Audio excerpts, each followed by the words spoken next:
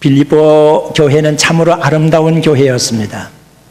유럽으로 향하는 관문에 위치한 교회요, 마게도냐 교회의 첫번 교회로서 바울 사도가 자랑으로 여기는 그런 교회였습니다. 전도의 첫 열매였다, 그렇게 말할 수가 있습니다.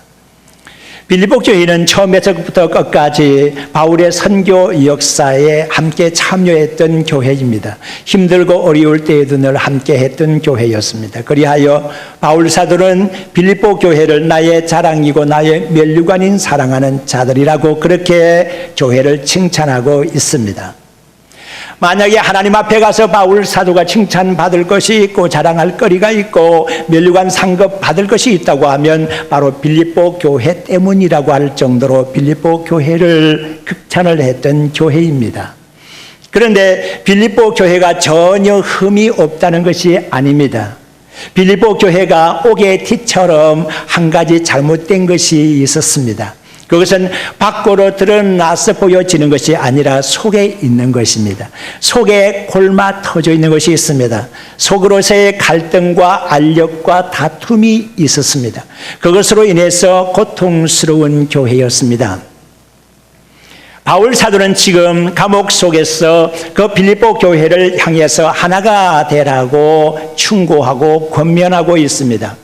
주님 안에서 같은 마음을 품으라는 것입니다.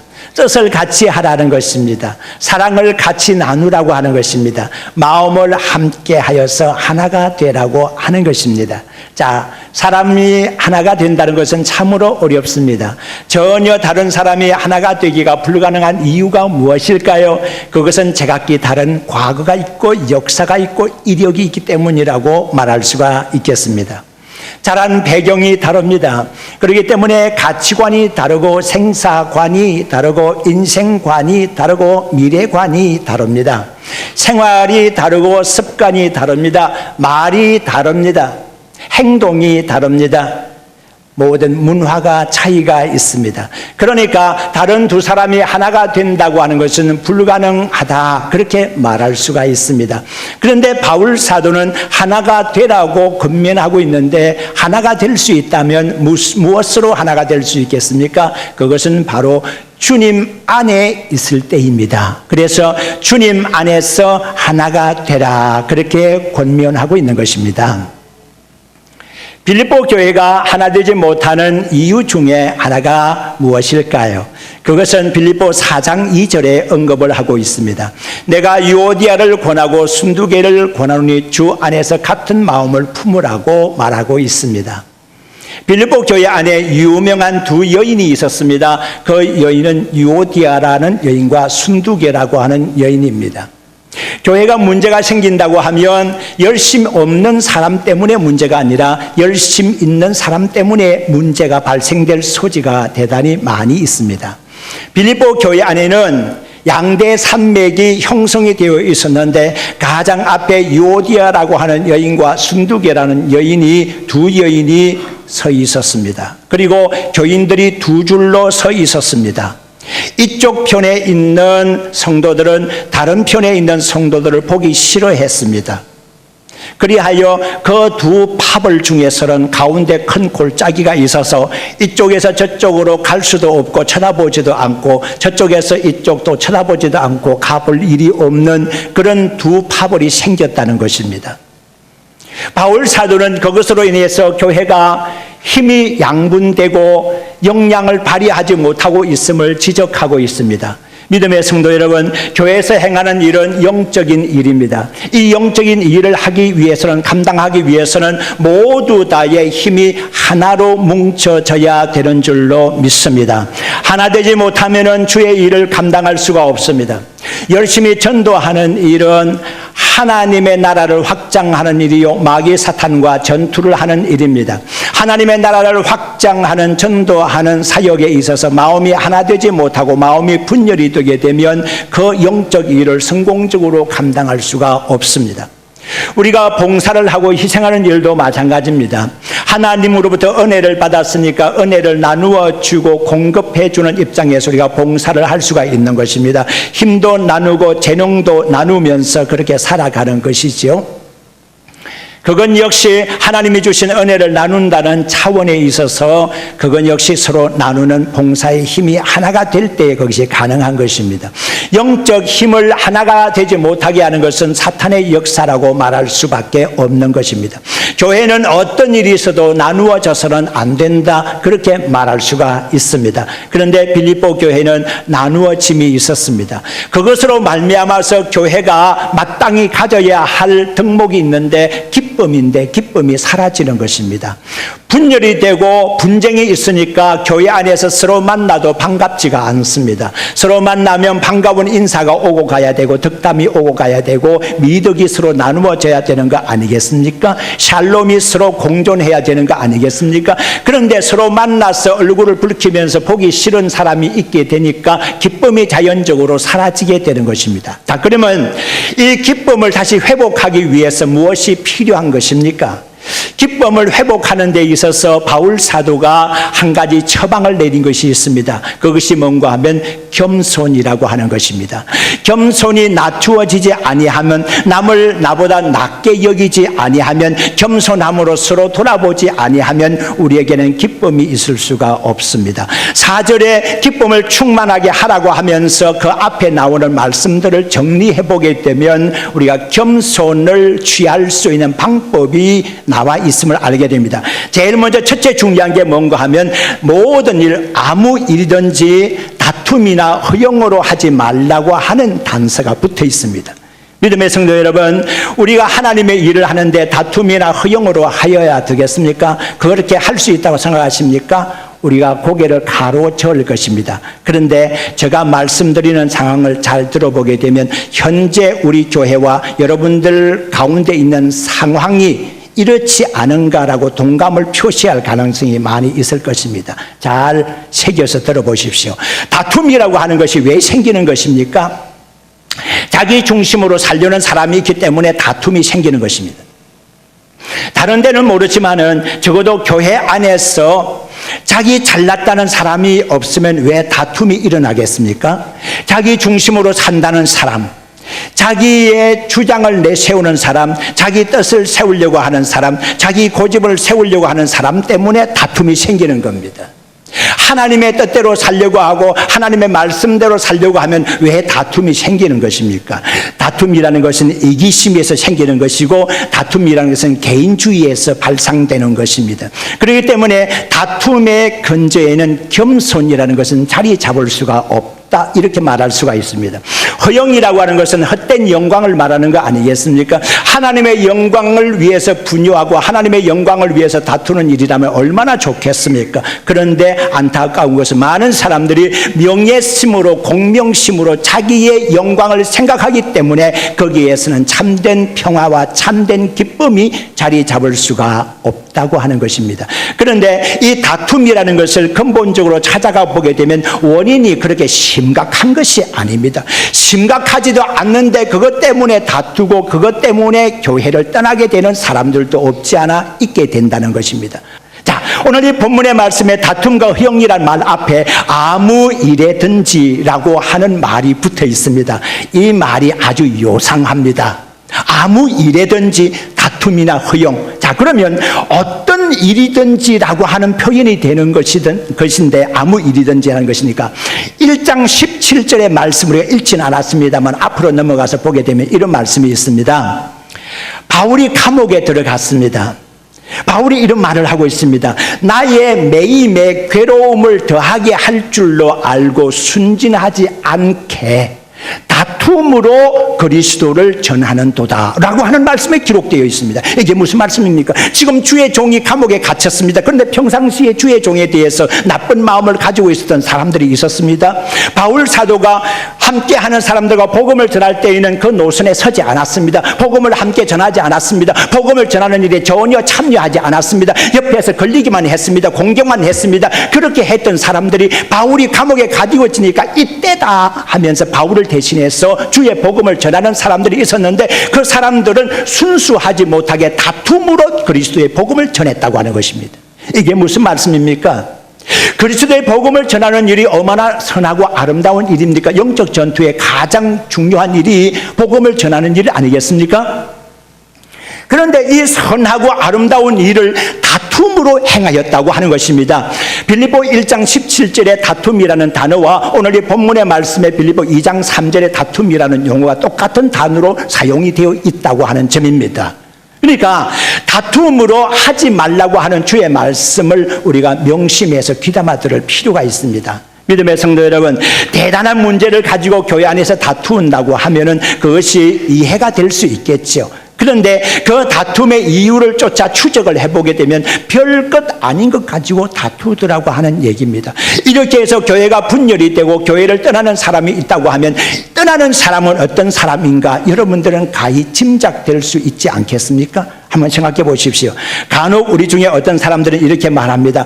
나 서리 집사가 되어 있으니까 별로 일 못하지. 내가 나중에 장로가 되어 봐라. 교회를 바로 세우고 큰일 할 거다. 이렇게 얘기하는 사람이 있습니다. 단언코 말합니다. 그 사람이 서리 집사 때 못한 일을 장로가 돼도 못합니다.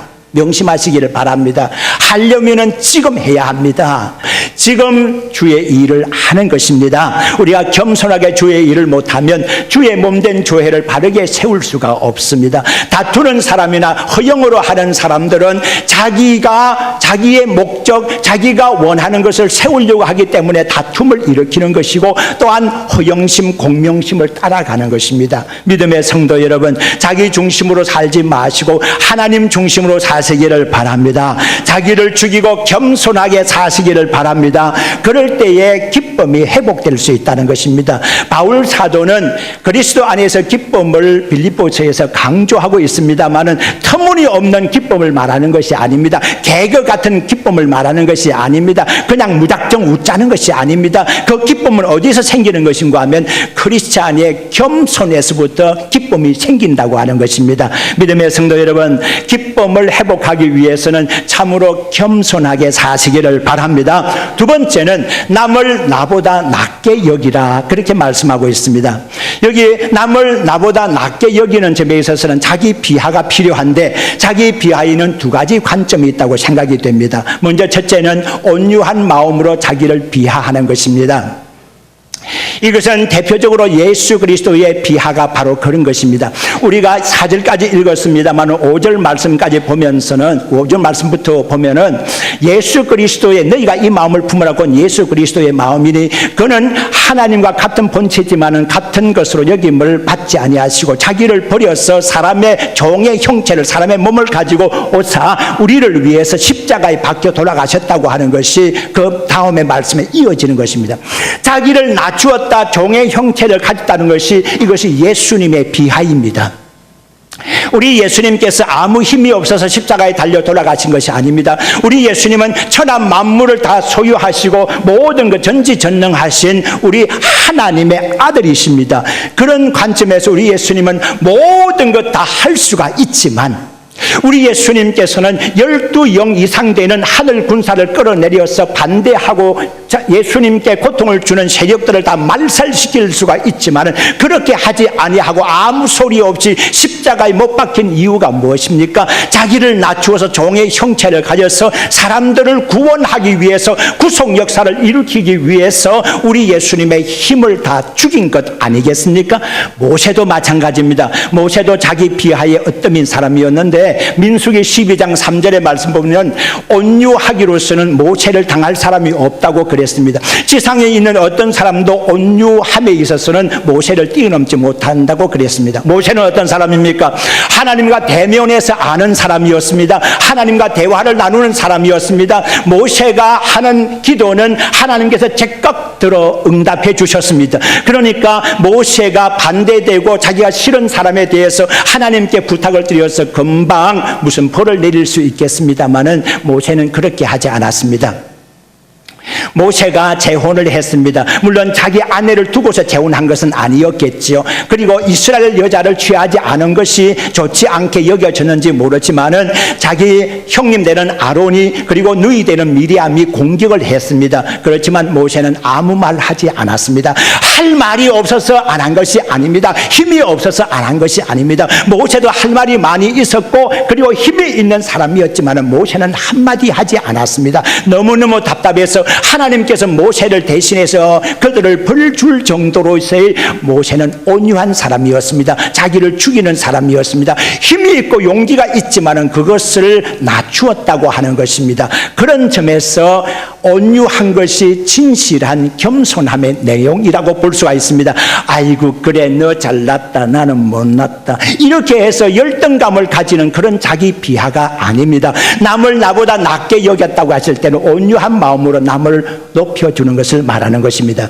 여러분, 자기 자신을 아끼지 않는 사람이 남을 아낀다고 말할 수가 없습니다. 자기를 모르고 자기를 이해를 못하는 사람이 남에게 자기를 어떻게 이해를 시킬 수가 있겠습니까? 자기 자신을 적당히 사랑할 줄도 알아야 되는데 자기 자신을 사랑하지 못하는 사람이 어떻게 남을 사랑한다고 말할 수가 있겠습니까? 자기 자신에 대해서 동기부여를 못하는 사람은 남에게도 동기부여를 할 수 없다는 것이 오스왈드 샌더스 박사가 한 말입니다. 내가 나를 돌아보고 그 다음에 다른 사람을 돌아볼 수가 있는 것이지 자기 자신을 돌아보지 못하고 바로 세우지 못하면서 남을 위한다는 것은 있을 수가 없는 일이거든요. 지금으로부터 100년 전에 우리나라 형편을 한번 돌아가 볼까요? 그때 천민으로 태어나면 죽을 때까지 천민이었습니다. 천민 신분이면 천민과 결혼해야 되고 천민 자식을 낳아야 됐었죠. 박성춘이라는 사람이 있었습니다. 천민입니다. 그의 직업은 밝힐 수가 없습니다. 자, 이 박성춘이라는 사람이 천민으로 태어나서 천민 여자를 만나서 천민 아들을 낳았습니다. 이제 부모로서는 천민으로 태어나서 천민으로 사는 것 그렇다고 하지만 자식 때까지는 그것을 물러주고 싶지가 않았습니다. 어떻게 할고 생각해 보니까 예수교 학당이 서 있다는 것을 알게 됐습니다. 자, 이 얼마나 좋은 일인가. 예수교 학당으로 자기 사랑하는 아들을 거기에 보냈습니다. 자, 이렇게 해서 열심히 공부를 하는 중에 이 박성춘이라는 사람이 콜레라 병에 걸렸습니다. 어찌할꼬. 자, 이를 아버지가 죽어가는 모습을 보면서 아들이 이제 선교사님에게로 갔습니다. 사무엘 무어 선교사님에게 찾아갔습니다. 무어 선교사님, 우리 아버지가 전염병에 걸려서 지금 다 죽어가고 있습니다. 어찌하면 좋겠습니까? 그렇게 해가지고서 에비슨 의사에게로 찾아갔는데 이 에비슨 의사가 어떤 사람인가 하게 되면 제중은의 원장 되는 사람이었고 고종 황제의 의의가 되는 사람입니다. 고종 황제의 의의가 되는 사람이 천민이 살고 있는 그쪽으로 천민 아니면 들어가지 않는 그 천민의 바운더리 속으로 들어간다는 것은 있을 수가 없는 일이거든요. 그런데 에비슨이라는 의의가 그 안으로 들어가서 박성춘이라는 콜레라 걸려서 고생하는 죽어가는 사람을 치료를 해주게 됩니다. 여러 날 동안을 출입을 하면서 병을 고쳐주게 되니까 박성춘이라는 사람이 굉장히 감동을 받았습니다. 그래서 그도 고백을 하면서 예수를 믿기 시작했습니다. 그렇게 해서 교회를 출석하게 됐는데 곤당골 교회입니다. 이 곤당골 교회로 들어가게 되었는데 그가 등록을 하려고 하자 등록을 받아주지를 않습니다. 왜냐하면 곤당골에 본래 멤버가 되어 있던 사람들이 한 20명 정도였는데 이 20명의 사람들은 어떤 사람들이냐면 정부의 고위 관리로 지내는 사람들이 토마스 무어와 에비슨 선교사의 선교를 받아가지고서 교회를 형성을 했는데 바로 거기 곤당골 교회였습니다. 자, 이렇게 한 교회, 그 양반들이 있는 진을 치고 있는 교회에 박성춘이라고 하는 천민이 들어가게 되니까 양반들이 데모가 일어난 겁니다. 그래서 양반들이 다 서명을 해가지고서 박성춘이라는 사람이 나가든지 아니면 우리 양반들이 나가든지 둘 중에 하나를 하십시오라고 했는데 사무엘 무어 목사님이 뭐라고 하니까 죄송합니다. 교회는 죄인들이 나오는 곳이고 아무든지 나와도 괜찮은 곳입니다. 교회는 양반과 천민이 함께 있을 수 있는 곳이 교회입니다라고 설명을 하고 이해를 시켜주려고 했지만 양반들은 이해를 하지 않는 쪽이었습니다. 그리하여 양반들이 나가서 따로 교회를 세웠습니다. 그게 바로 홍문사골 교회입니다. 자, 이렇게 곤당골 교회와 홍문사골 교회가 따로 생기게 되었는데 한 3년 정도 지나가면서 교회들끼리 서로 경쟁하다시피 하면서 교회를 키워보려고 했지만 곤당골 곤단골 교회는 천민들이 모이는 중심의 교회였지만 크게 부흥하고 성장하고 발전이 되었어요. 그런데 양반들이 모여있는 홍문사골 교회는 점차 약화되면서 생명 없는 교회로 전락하고 말았습니다. 이럴 때에 사무엘 무어 목사님, 선교사님이 앞장서 가지고서 곤단골 교회와 홍문사 교회를 하나로 합치게 되는 작업을 하게 됩니다. 그렇게 해서 생겨난 교회가 오늘날 서울의 숭동교회가 바로 그 교회입니다. 이렇게 해서 숭동교회가 세워지게 되고 교회가 하나가 되고 교회가 부흥하고 발전하게 되었는데, 그 교회를 생각하면서 지금 생각해 보는 것이 뭔가 하면, 교회 안에는 누구도 차별해서는 안 되고 어떤 사람이 어떤 사람을 미워해서는 안 된다고 얘기를 하면서도 우리는 오늘날에 역차별하는 것이 없지 않느냐고 하는 것입니다. 다른 데 가서 차별 논의할 것이 아니라 오늘날 우리 교회 안을 들여다볼 수 있어야 하고, 이것은 교회 안의 문제가 아니고 바로 나의 문제라고 생각할 수가 있습니다. 내가 누구를 생각할 때 미워하는 감정의 사람이 생길 수 있다고 하면 이건 역시 잘못된 것이라는 것입니다. 하나님께서 말씀을 통해서 우리에게 지시하는 바가 무엇입니까? 곧 남을 나보다 낮게 여겨주라고 하는 것입니다. 낮게 여겨주라는 것이 아니고 낮게 여겨주라는 말입니다. 시옷과 찌옷의 차이입니다. 믿음의 성도 여러분, 바르게 판단할 수 있어야 합니다. 우리가 얼마나 남을 더 위해 주었는가 하는 것입니다. 그렇게 해서 내가 겸손히 낮아질 때에 교회는 부흥되고 발전할 수 있다는 것을 명심하시기를 바랍니다. 그리고 마지막으로는 겸손하게 살기 위해서의 방법이 하나 더 있습니다. 그것은 나를 돌아볼 뿐더러 다른 사람도 돌아보라고 하는 것입니다. 교회는 어떤 곳입니까? 건물 자체가 중요한 것은 아닙니다. 그렇기 때문에 여러분들 청주권에 나가가지고 100억, 200억 지어가지고 지은 건물들을, 여러분들 그런 교회들을 보면서 부러워할 이유가 없습니다. 물론 그런 교회를 지어낸 성도들이 존경스럽기는 하지만 교회 자체를 부러워할 이유는 전혀 없습니다. 서울에 가면은 1000억 이상, 수천억을 들여가지고서 엄청나게 지은 교회당 건물이 있습니다. 그런 교회당이 지하철과 연결이 되면서 아무리 편리한 교회를 형성하고 있다고 하더라도, 아무리 큰 교회 화려하고 아주 화찬란한 교회라고 하더라도 여러분들은 그 교회 자체 건물을 부러워할 이유는 없습니다. 그 교회를 이루고 있는 멤버인 성도들을 생각을 해봐야 됩니다. 교인들은 교회를 어떻게 형성하고 있습니까? 머리 대신 예수 그리스도를 중심으로 우리는 한 지체로서 연결이 되어 있는 것입니다. 그렇다고 하면 어떤 곳의 지체가 고통을 당하면 온몸이 아프지 않더냐고 하는 것입니다. 서로를 돌아볼 수 있을 때에 원만한 교회가 될 수가 있는 것이지, 너, 나 따로 있어서 나 홀로 교회를 이루어 나갈 수 있다고 하면 그것은 크게 잘못된 것이라고 하는 것입니다. 오늘날 한국 교회 교인들은 혼자 신앙생활은 참 잘합니다. 혼자 큐티 잘합니다. 성경 연구 잘합니다. 혼자 무엇을 잘합니다. 그런데 서로가 어우러져서 하라 그러면 그걸 못하는 것입니다. 남과 함께 어우러지는 것을 참 못합니다. 문제입니다. 자기를 돌아볼 뿐더러 남도 돌아볼 수 있어야 진실한 겸손이 거기서 생기고 거기에서 참된 기쁨이 발생될 수가 있는 것인데, 그렇게 하지 못하는 우리의 형편을 한번 돌아볼 수 있어야 합니다. 나는 어떤가 하는 것입니다. 나는 정말 나 자신을 돌아볼 수 있는가? 먼저 돌아보아야 됩니다. 나의 신앙을 먼저 돌아볼 수 있어야 합니다. 야, 누구누구의 신앙이 문제다, 그거 말하지 말아요. 누구누구의 신앙이 문제가 아니라 바로 너 신앙이 문제다 하는 거예요. 나의 신앙이 문제지 다른 사람의 신앙이 문제가 되는 것은 아닙니다. 교회를 개혁해야 된다고 주장하는 사람들이 있습니다. 교회 개혁에 앞서서 가장 중요한 것은 교회를 이루고 있는, 교회 공동체를 형성하고 있는 나 자신이 문제인 것입니다. 교회가 새로워지기 위해서는 내가 새로워져야 되는 것입니다. 내가 새로워지면 교회가 새로워지는 줄로 믿습니다. 문제는 바로 나에게 있는 것입니다. 내가 낮아지고 남을 높여주게 되면 그렇게 편안하고 좋은 교회가 될 수 있는데 왜 나는 낮아지지 못하는가? 우리 주님 낮아지심으로 십자가 지셨는데, 우리 주님 낮아지심으로 제자들의 발을 잡고 씻기셨는데, 나는 왜 낮아지지 못하고 나는 왜 형제의 발을 잡지 못하는가? 우리 자신의 모습을 한번 돌이켜보면서 교회 안에 기쁨이 사라졌다고 하면 그 기쁨을 회복해야 되거니와, 그 기쁨은 다른 데서 꾸어오는 것이 아니라 우리의 겸손함에서 기쁨이 생긴다는 사실을 명심하셔서 겸손하게 사시고 기쁜 교회로 만들어 나가기를 주의 이름으로 축원합니다.